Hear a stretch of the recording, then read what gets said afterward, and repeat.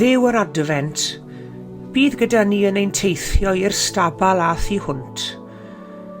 Bydd gyda ni yn ein dod ynghyd ac yn ein teithio gyda'n gilydd. Bydd gyda ni yn ein heddoli a'n gweddio gyda'n gilydd. Bydd gyda ni yn ein teithio i'r stabal a'r tu hwnt. Dduw'r Adfent, bydd gyda ni.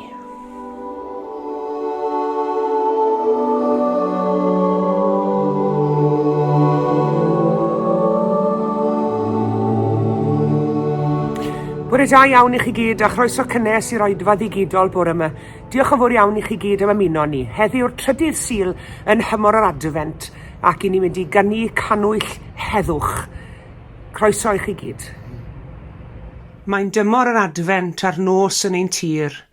Goleuwn y gannwyll sy'n twynnu mor glir. Mae'n gannwyll ein gobaith ac Iesu fab Duw yn rhoi ni'r golau i'n harwain i fyw. Mae eto yn Adfent a'r gannwyll o hyd, goleuo mae hon yn hywyllwch y byd. Mae'n gannwyll ein heddwch ac Iesu fab Duw yn dywysog tangnefedd i'n dysgu i fyw. Mae gen i'r Iesu fel twf brigyn hir, neu hael cynta'r gwanwyn rôl gaeaf mor hir. A'r gannwyll sy'n olau, mae honno o hyd yn gannwyll sy'n rhannu llawenydd i'r byd.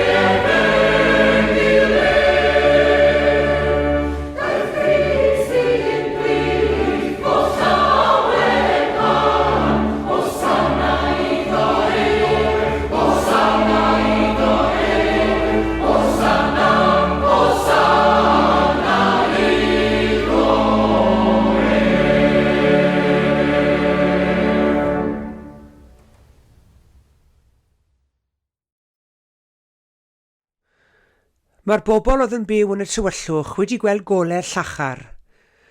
Mae'r golau wedi gwawrio ar y rhai oedd yn byw dan gysgod marwolaeth. Ti wedi lluosogi'r genedl a'i gwneud yn hapus iawn. Maen nhw'n dathlu o dy flaen di fel ffermwyr adeg y cynheia, neu filwyr yn cael sbri wrth rannu'r ysbail. Achos rwy ti wedi torri'r iau oedd yn faich arnyn nhw, a'r ffon oedd yn curo'u cefnau nhw, sef gwialen y milltir gwaith, fel ei gwnes di bryd hynny yn Midian. Bydd yr esgidiau fi'n sathru maes y gad, a'r gwisgoedd gafodd ei rholio mewn gwaed, yn cael ei taflu i'r fflamau i'w llosgi. achos mae plentyn wedi cael ei eni i ni. Mab wedi cael ei roi i ni.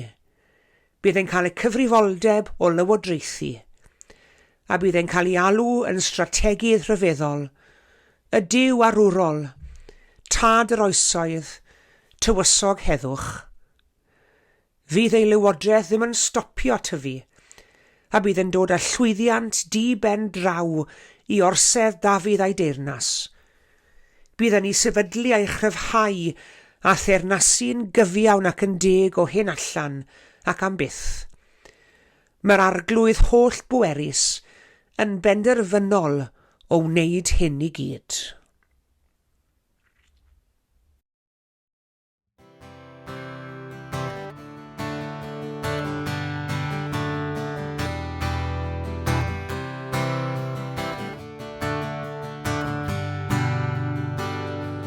Gannwyll Iesu'n ddyddiau hero, gannwyll Iesu'n brenhineb, gwelwyd seren o'n y dwyrain, oedd yn arwain at o ef. Ro'n i mwliant i'w chegresef, mae'r gogoniant ar ei wyneb, wyneb Iesu brenhineb.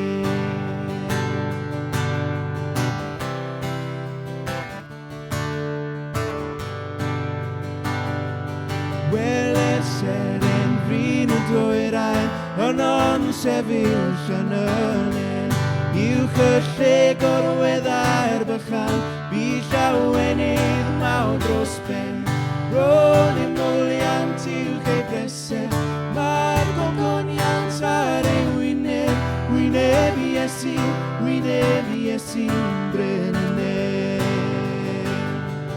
Roes y doethion i anregion, oedd ei bresef ar y gwain. A'r athisan i'r asidan, llawer trysor i famau. Ro'n i mwliant i'w ei bresef, mae'r gogoniant ar ei wyneb, wyneb Iesu brenhineb.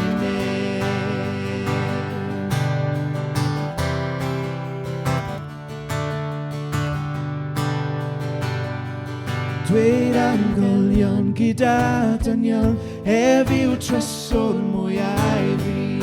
A throrodion o'i braidd ddeall, Iesu Grist fy mrenhin ni.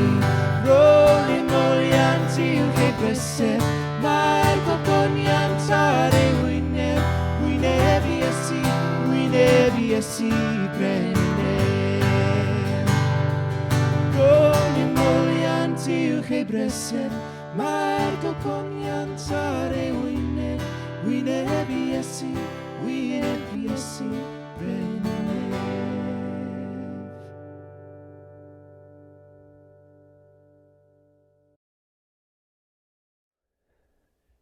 Gole, fydden ni ar goll hebddo fe, ar goll yn llwyr. Fedrwn ni fyth a dychmygu siwr brofiad fydde byw yn y tywyllwch. Y peth cynta ni'n gwneud wrth i'r nos droi mewn yw gosod y switch gole ymlaen. Ac mor byreuau mor dywyll ar yr adeg hon o'r flwyddyn fel ein bod ni'n troi'r gole ymlaen wrth godi yn y bore hefyd. Mae'r tywyllwch yn ddiflas ofnadw, ac mae llawer un yn ofni'r tywyllwch. Ond ai ofni'r tywyllwch i ni, neu odyn ni'n ofni'r hyn mae'r tywyllwch yn ei guddio oddi wrtho ni? Ofn yr anwybod. A hithau yn ganol geia, i ni'n ddiolchgar iawn bod digon o olau o amgylch yn y dref yma yng Nghaerfyrddin ar hyn o bryd, fel sydd mewn trefi a phentrefi eraill ar hyd y lled y wlad. Pob clod ysgai ddweud i cyngor tre Cyfyrddin am gyrru arddangosfa arbennig eleni eto, sydd yn sicr yn gosod y naws ar gyfer yr wyl. A chyda llaw, falle bod rhai wedi sylwi nad gwyl y Nadolig mae'n cael ei alw bellach, ond gwyl y goleuni. Ond da gweld golygfa'r geni ar falcon i'r Guildhall ar y clos mawr yma Nghaerfyrddin, sydd yn ein hatgoffa ni fel tre pam ein bod ni'n cysylltu'r Nadolig a goleuni. Ac mae cysylltiad agos iawn rhwng y Nadolig a goleuni. Oedd y byd yn dywyll i gyd cyn i Iesu gael ei eni. Nid yn dywyll yn llythrenol, ond yn dywyll yn yr ystyr fod pawb yn ddiflas ac yn anobeithio am ddyfodol gwell. Ond petai nhw wedi gwrando ar y proffwyd Eseia, fe fydden nhw'n gwybod bod Duw wedi addo a bydde baban bach yn dod yn oleuni i'r byd. Felly mae'r Nadolig a goleuni yn yn atod glwm a'i gilydd. Mae'r naeth llema yn rhedeg i fewn i'r llall. Un ffordd o rannu neges y ffydd Gristnogol yr adeg hon o'r flwyddyn yw drwy ddathlu'r Cristingl. Ystyr Cristingl yw goleuni Crist, ac mae'n symbol o'r ffydd Gristnogol. Flynyddoedd maith yn ôl, gofynnwyd i blant fynd ac anreg i'w gosod wrth y cryd yn yr eglwys. Doedd gan un teulu ddim arian i brynu anrhegion, ond o'n nhw'n benderfynol o fynd ar rhywbeth. Dyma nhw'n dod o hyd i oren a meddwl falle byddai'r oren yn addas i'w gyflwyno fel rhodd. Ond pan welon nhw i fod e wedi llwydo chydig ar ei ben, o'n nhw'n siomedig iawn. Fodd bynnag, penderfynodd y teulu dynnu'r darn wedi llwyddo a gosod cannwyll ar ei ben i'w droi'n lamp. Gan feddwl i fod yn edrych braidd yn ddiflas, tynnodd un o'r merched ddarn o riban coch o'i gwallt a'i glymu o amgylch yr oren. Gyson nhw ychydig o drafferth i osod yn ei le, felly wnaethon nhw roi yn sŵn gyda ffeder ffon bach a gosod cwrent ar ei blaenau. Eithant ar lamp i'r eglwys gan ofni beth bydde ymateb y plant eraill. Fodd bynnag, oedd yr offeiriad yn hynod o falch o'i hanreg, ac fe ddywedodd e wrth y gynulleidfa mor arbennig ydoedd. Gwelodd yr offeiriad symboliaeth arbennig yn y lamp. Mae'r oren yn grwn fel y byd. Mae'r gannwyll yn dal ac yn syth ac yn rhoi goleuni yn y tywyllwch fel cariad Duw. Mae'r rhiban yn mynd o amgylch y byd ac yn symbol o waed Crist a fu farw drosom ar y groes. Mae'r peder ffon yn pwyntio i gyfeiriadau gwahanol ac yn cynrychioli gogledd, de, dwyrain a'r gorllewin, ac hefyd yn cynrychioli'r pedwar tymor. Mae'r ffrwythau a'r cnau, ac ambell i dro losin, yn cynrychioli ffrwythau'r ddeiar wedi meithi gan yr haul a'r glaw. Y Cristingl, dyna i chi ffordd ardderchog o rhannu'r ffydd adeg y Nadolig. A dyma chi gerdd gan Myrddin ap Dafydd sydd yn cyfeirio at y Cristingl. Yr oren hwn a'r gledr llaw yw ffrwyth y ddeiar hael, a ddaw a'i hanreg hi i deulu dyn, y ffrwyth yw'r ddeiar gron ei hun. Y cariad nad yw byth ar drai, sydd yn cofleidio'r byd a'i fai, yw rhiban coch o galfari sy'n dal yn dyn amdano ni. Anrhegion melys pedwar ban, drwy'r pedwar tymor yw ein rhan. A phan mai di fydd ein gorwelion, cawn gynnau cannwyll yn y galon. A chynnau gobaith gwyn o hyd, anghefen nos geiaf oer ein byd. Awn a'n Cristingl tu a thref, ac yn ei llaw bydd lluniau'r nef.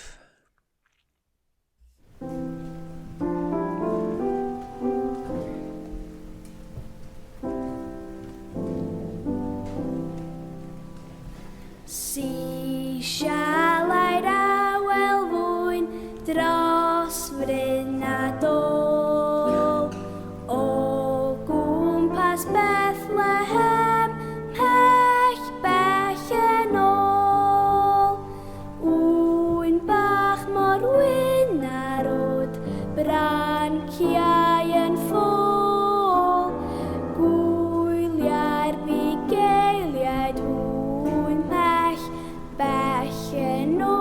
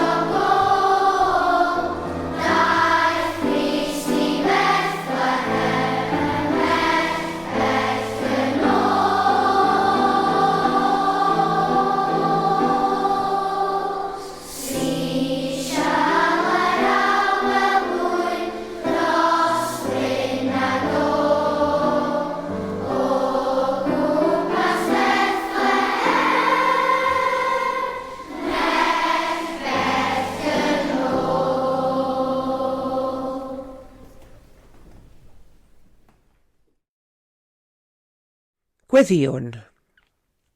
O Dduw, cyflwynwn ni ti ein moliant a'n diolch am ystyr a llawenydd yr wyl rhyfeddol hon. Cyflwynwn ni ti o Dduw o fudiau a helyntion dy blant, a phaw sydd mewn angen yr dolyg hwn, a gweddïwn dros bawb sydd yn ei gwasanaethu. Mae'r Cristungl yn ein hatgoffa ni o'n byd, ac felly gweddïwn dros holl bobl y byd, yn ei bywyd bob dydd ac yn ei gwaith, dros ein teuluoedd, ein ffrindiau a'n cymdogion, ac am bawb sydd yn unig, ar un ni ddisgleirio goleuni Crist yn y mannau tywyll sy'n y byd, am gymorth i ofalu am dy fyd, am yr rhai sydd heb y pethau da i ni'n ei cymryd yn gyniataol, am yr rhai sydd heb wybod am oleuni Crist yn ei bywydau.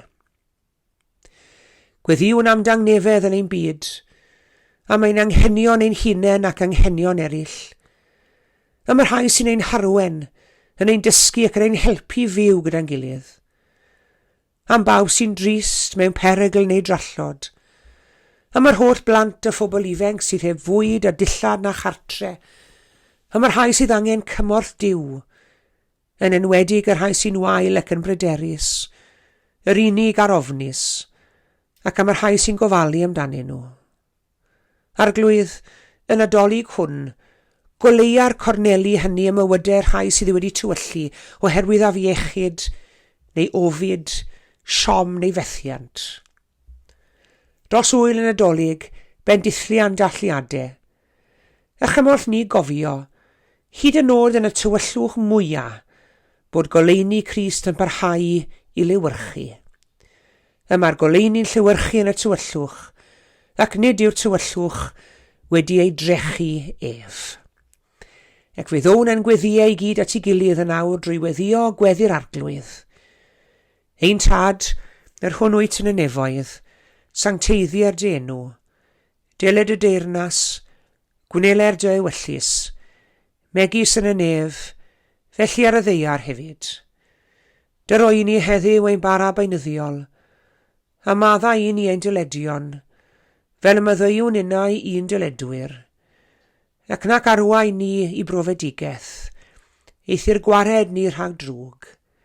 Cynnes eiddo ti o'r deyrnas, a'r nerth a'r gogoniant, yn oes oesoedd. Amen.